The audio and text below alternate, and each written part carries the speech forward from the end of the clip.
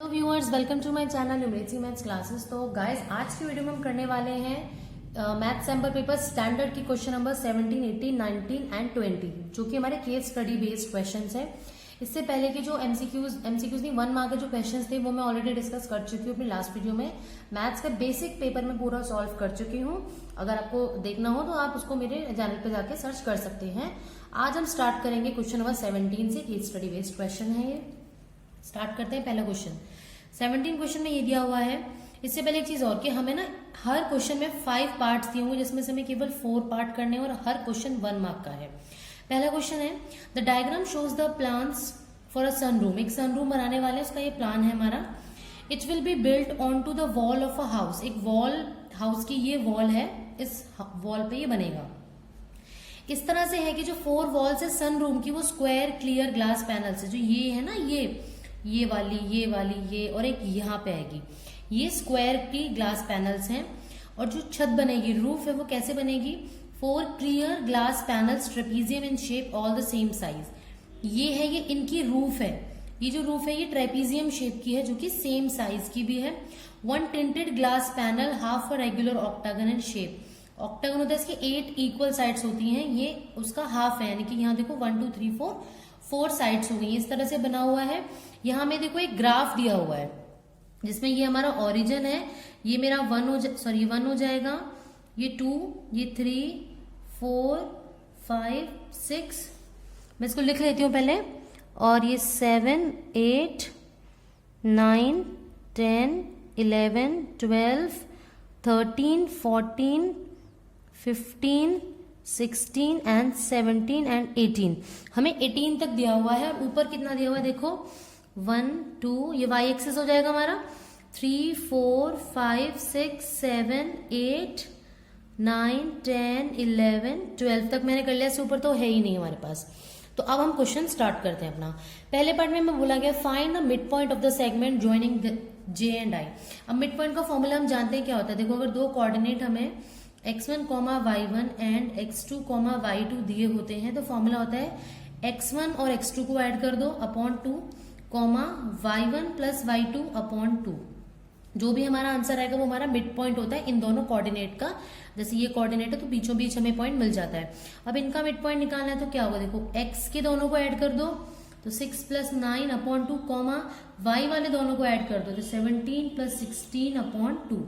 6 plus 9 होता है 15, तो 15 अपॉन 2, 17 प्लस 16 कितना होता है आपका? 33 होता है। तो ये हो गया 33 अपॉन 2। तो कौन सा ऑप्शन हो गया? Option number 3। Now next question. Next है, the distance of the point P from the y axis is. y axis से P कितना दूर है? देखो 1 2 3 4, ये जो डिस्टेंस है 4 यूनिट दूर है। y एक्सिस से कितना दूर है ना, तो 4 यूनिट हो गया। हम 4 स्टेप चले हैं, ठीक है। तो y एक्सिस से डिस्टेंस हो गया 4, तो फर्स्ट ऑप्शन हो गया है। इसके बाद है distance between the points A and S is. अब डिस्टेंस का फॉर्मूला होता है हमारे पास ये x2 माइनस x1 का square plus y2 minus y1 का स्क्वायर, और ये पूरा अंडर रूट के अंदर होता है। इसके लिए हमें x1 x2 y1 y2 ये कोऑर्डिनेट्स में चाहिए होते हैं। a और s का डिस्टेंस पूछ रहा है कि मुझे a और s के कोऑर्डिनेट पहले निकालने होंगे। a देखो, a कैसे मिलेगा? जितना हम आगे बढ़ते हैं ओरिजिन से, उससे x कोऑर्डिनेट हमें मिलता है, और जितना ऊपर जाते हैं उससे हमें y कोऑर्डिनेट मिलता है।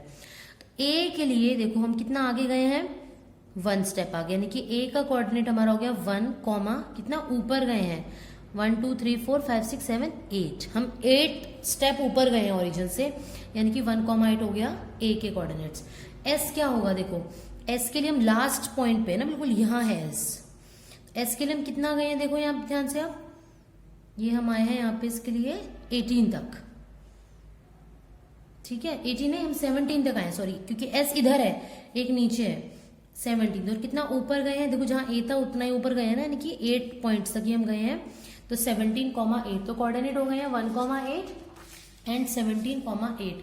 तो फॉर्मूला लगेगा हमारा इन दोनों के लिए, इन दोनों के बीच में हम डिस्टेंस निकालने वाले हैं, ठीक है। तो x2 माइनस x1, 17 माइनस 1 का square plus y2 minus y1 8 minus 8 का स्क्वायर।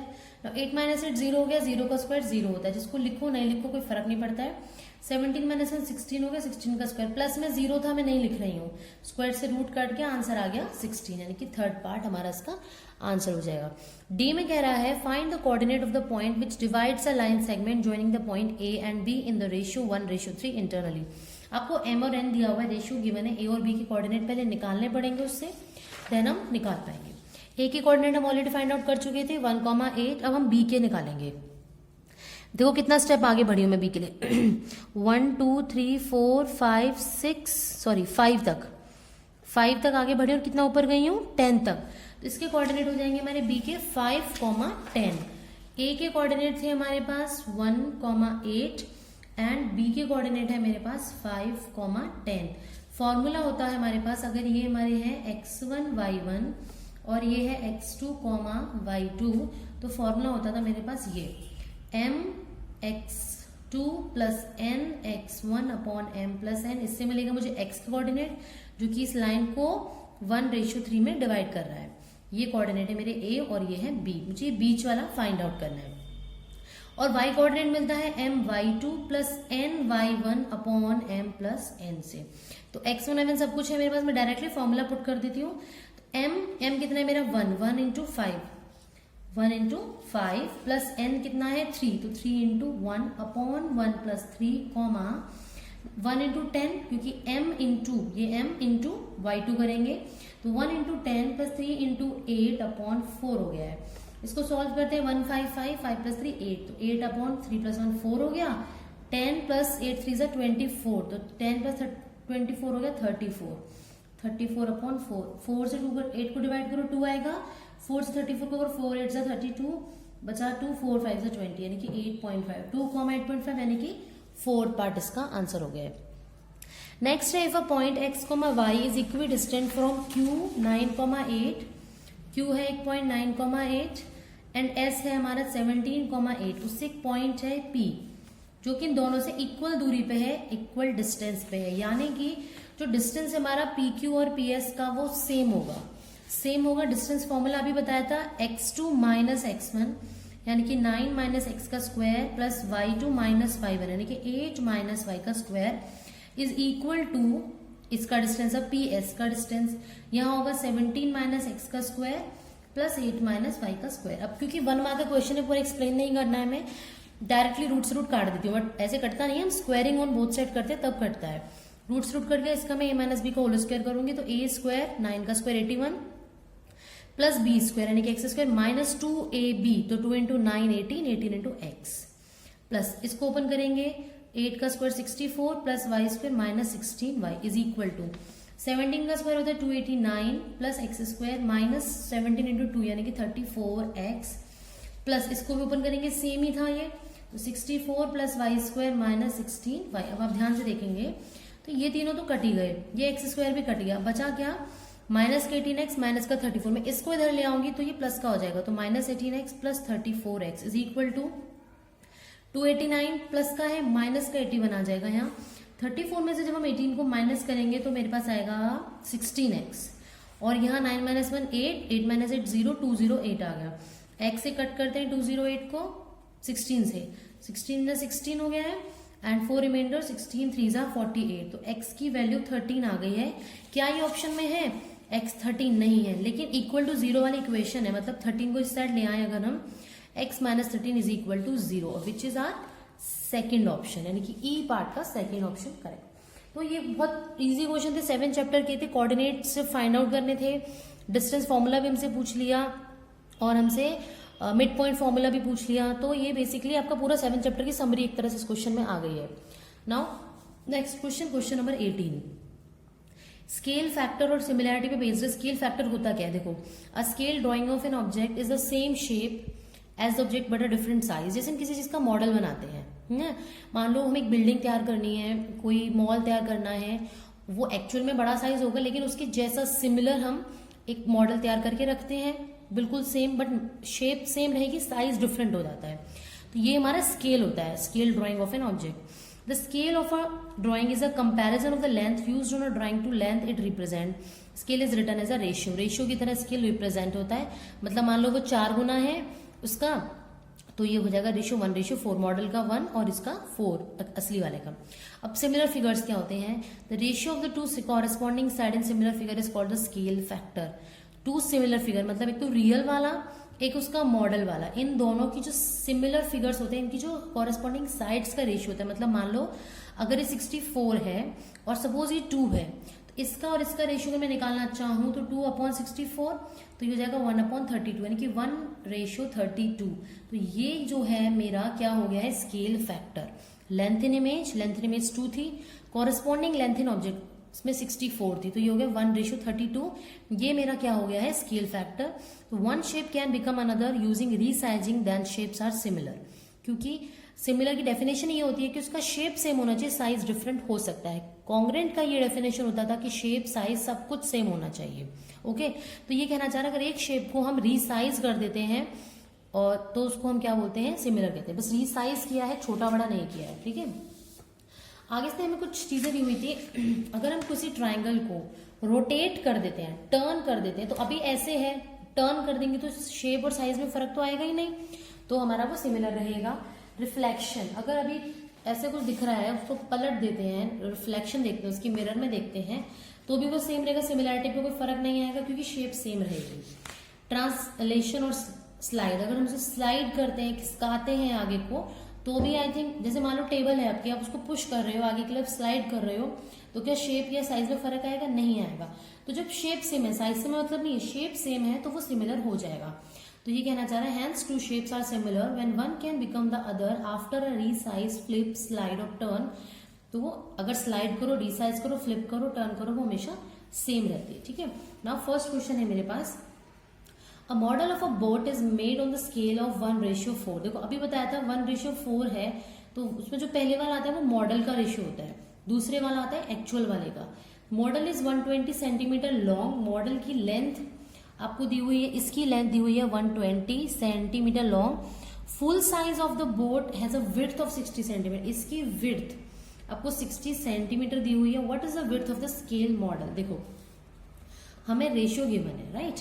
तो यहाँ पुट कर लो वैल्यू 1:4, ये बताया था मैंने अभी फॉर्मूला, स्केल फैक्टर रेशियो होता है, तो यहाँ लिख लिया। यहाँ पे था लेंथ इन स्केल, ये लेंथ इन स्केल थी, यानी कि ये बी हो गई मेरी मॉडल की, और अपॉन में एक्चुअल में कितनी है? 60, तो 60 इधर आ जाएगा, 60/60/4, यानी कि जो ब्रेथ है मॉडल की वो कितनी आ जाएगी हमारी? 15।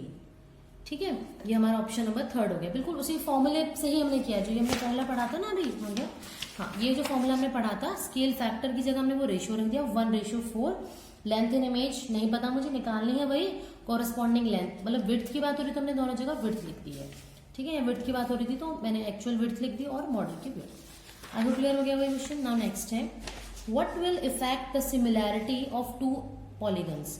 क्या सिमिलैरिटी को इफेक्ट करता है, मतलब किस वजह से सिमिलैरिटी हमारी चेंज हो सकती है? फ्लिप करें अगर हॉरिजॉन्टली, अभी बताया था फ्लिप करने पे नहीं होता है चेंज सिमिलैरिटी में। They are dilated by scalar factor, scalar factor dilate मतलब कि कुछ गुना हम उसको कर दें, कुछ मल्टीप्लाई कर दें, लाइक अभी इतना बड़ा शेप उसको 2 गुना कर दें। देखो साइज डिफरेंट हो गया, शेप तो नहीं हुआ ना, तो इससे भी सिमिलैरिटी पे कोई फर्क नहीं आता है। दे आर ट्रांसलेटेड डाउन, अगर उनको हम क्या कर रहे हैं? ट्रांसलेट कर रहे हैं, नीचे की तरफ खिसका रहे हैं, तो भी हमारा कोई फर्क नहीं आता। सिमिलैरिटी में 3 चीज उसने बताई थी अभी हमें। नेक्स्ट है, they are not the mirror image of one another, और अभी हमने पढ़ा था कि सिमिलैरिटी जो होती है वो एक दूसरे की मिरर इमेज होती है सिमिलर फिगर्स। यहाँ ये कह रहा है दे आर नॉट, अगर वो मिरर इमेज ही नहीं है तो यानी कि इनका शेप सेम नहीं होगा। इट मीन्स यही वो चीज है जो इफेक्ट करेगी सिमिलैरिटी। आई होप क्लियर होगा ये। Now next part, C part में given है, if two similar triangles have a scalar factor of A/B, then which statement regarding, देखो पहले ही बता देती हूँ मैं, is true। ये पूछा कौन सी ट्रू होगी। देखो अगर किसी ट्राइंगल का स्केलर फैक्टर है A/B, मतलब 2 ट्राइंगल है जिनका A/B है, तो उन ट्राइंगल्स की साइड्स, मीडियंस, एल्टीट्यूड सब कुछ A/B ही होगा, इसके अलावा कुछ होगा तो वो गलत हो जाएगा। उसने बोला which one is true. Parameter का रेशियो 3A/B है, नहीं A/B आना चाहिए था, इसका भी सब कुछ सेम आएगा जो पहले दे दिया ना सिमिलर फिगर्स, उसके एरिया, पैरामीटर, साइड, एल्टीट्यूड सब कुछ A/B ही रहने वाला है। Their altitude have a ratio B. Yes, it is correct. Option number 2 is correct. Okay. Now next. The shadow of a stick 5 meter long is 2 meter. एक stick है 5 meter long की, ये 5 meter है, जिसकी shadow ये होगी 2 meter long है. At the same time पे shadow of a tree 12.5 meter high, ये हमें ट्री दिया हुआ है, इसकी हमें हाइट शेडो पूछिए. अब ध्यान देना, जिस टाइम एक ही टाइम की बात करते हैं, हम हाइट एंड डिस्टेंस चैप्टर में भी पढ़ा था, तो एंगल सेम बनता है. यानी कि अगर ये एंगल हमारा थीटा है तो ये भी थीटा होगा उस टाइम पे, चाहे ऑब्जेक्ट छोटा है बड़ा है. लेकिन धरती पे जो रे आती है ना, नीचे जो हमारे धरती पे जो रे आएंगी वो सेम एंगल बनाएंगी हमेशा.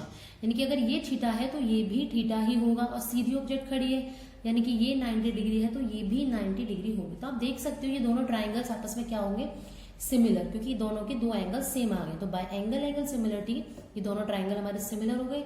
और हम जानते हैं दो ट्राइंगल अगर सिमिलर होते हैं तो उनकी साइड्स का रेशियो सेम होता है, यानी कि इसके अपॉन में ये आ जाएगा और इसके अपॉन में ये आ जाएगा.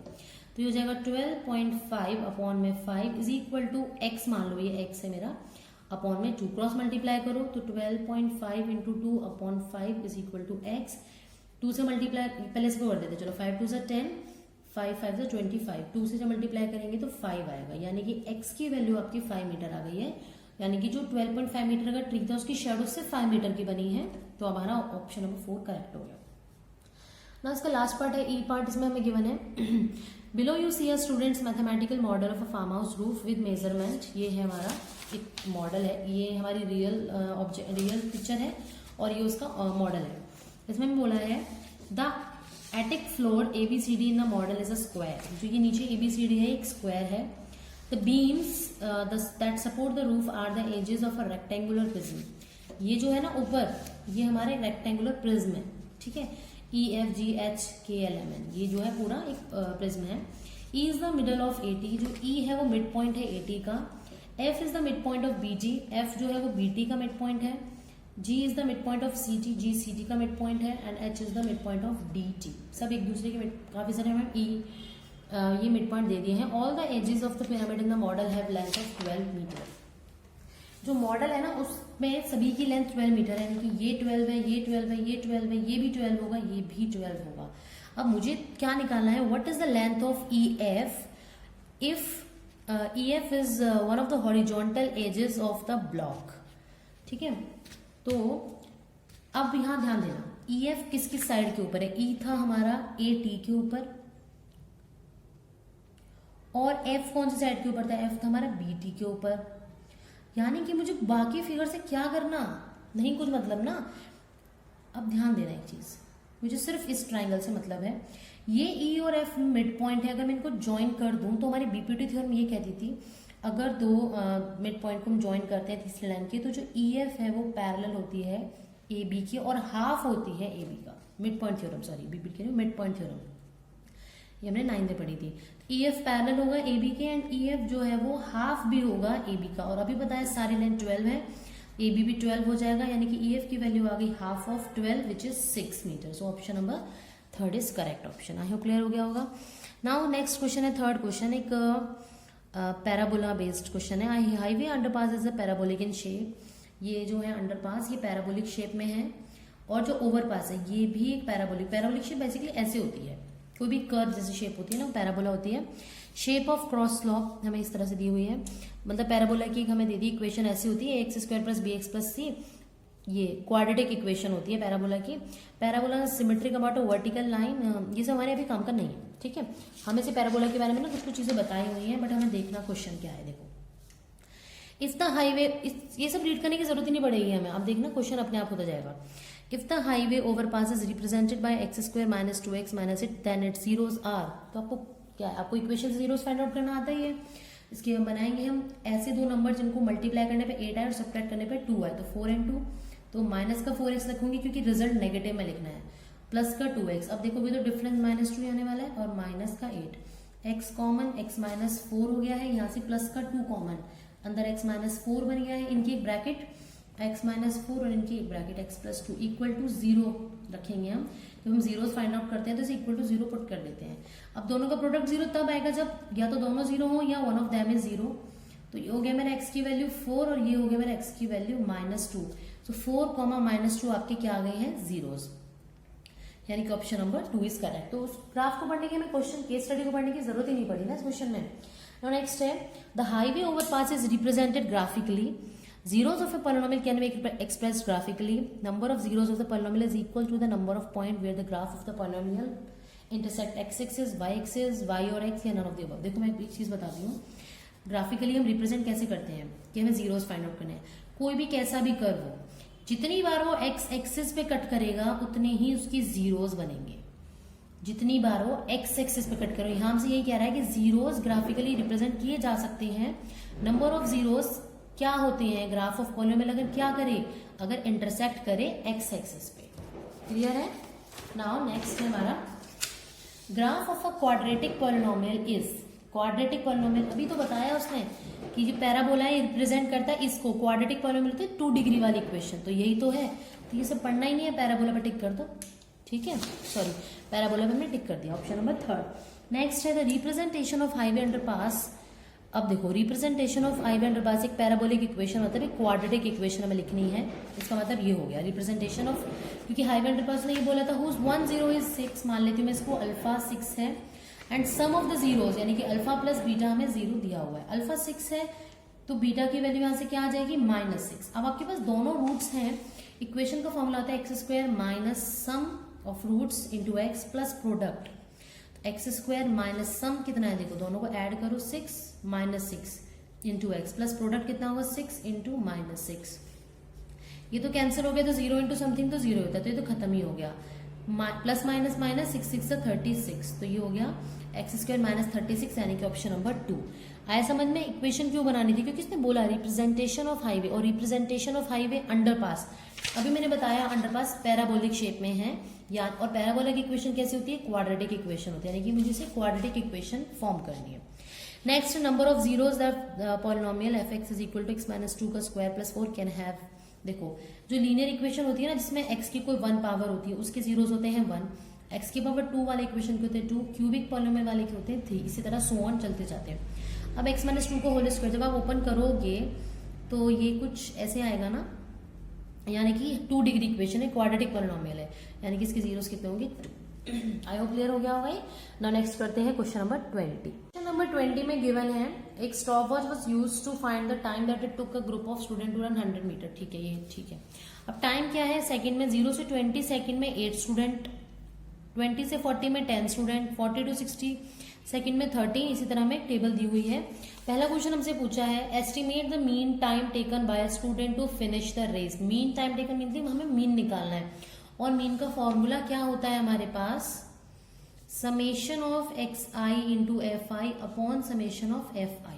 अब एक्स आई एफ आई कैसे निकलेगा, जो हमें हमेशा जो नंबर ऑफ समथिंग दिया होता है ना वो हमारा एफ आई होता है, तो एफ आई तो हमें गिवन है। एक्स आई कैसे निकालेंगे, एक्स आई होता है जो इंटरवल होता है उसका मिड पॉइंट। अब मिड पॉइंट कैसे निकलता है, 0 + 20/2 यानी कि 10, इसका 10 आ गया है। ऐसे 20 + 40/2 करोगे तो 20 + 40 होता है 60, 60/2 हो गया हमारा 30। अब आपको कैलकुलेट करने की जरूरत है, आराम से देख सकते हो, 0 और 20 के बीच में 10, 20 और 40 के बीच में 30, तो 40 और 60 के बीच में 50, ऐसे 60 और 80 के बीच में 70, और यहाँ आ गया आपका 90। एफ आई एक्स आई को मल्टीप्लाई करना पड़ेगा मीन निकालने के लिए, इनको मल्टीप्लाई कर लेते हैं।